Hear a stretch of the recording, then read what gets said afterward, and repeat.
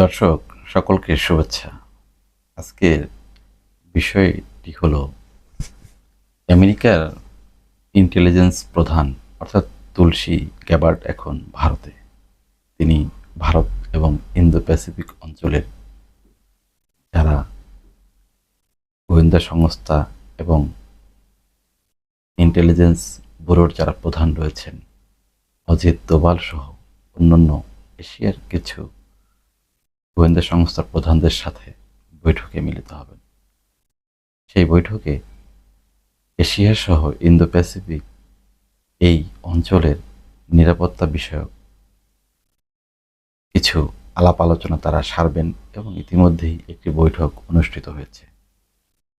যে বিষয়টি হলো, তুলসী গ্যাবার্ড কিন্তু ইতিমধ্যেই জানিয়েছেন যে তিনি তার প্রথম সফর হিসাবে জাপান এবং ভারত, তারপর সেখান থেকে ফ্রান্সের এই শহরে যাবেন। সেখান থেকে তিনি তার গন্তব্যস্থল অর্থাৎ আমেরিকাতে ফিরে যাবেন।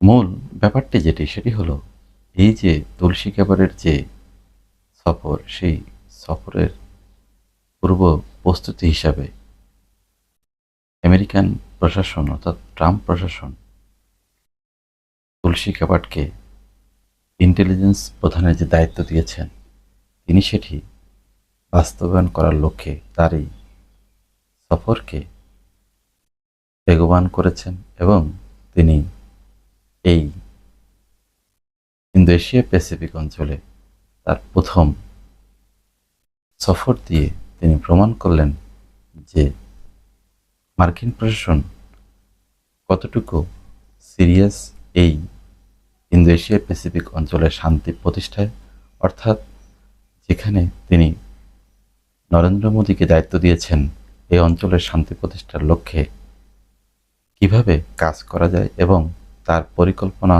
কী হবে এবং সেই পরিকল্পনা অনুযায়ী ট্রাম্প প্রশাসন কী ব্যবস্থা নেবে।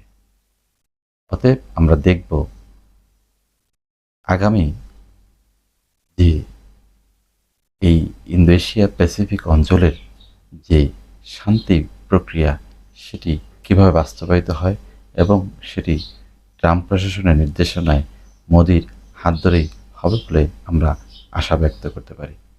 ধন্যবাদ সকলকে, ভালো থাকবেন। আমার চ্যানেলটি সাবস্ক্রাইব করবেন এবং লাইক এবং শেয়ার করবেন।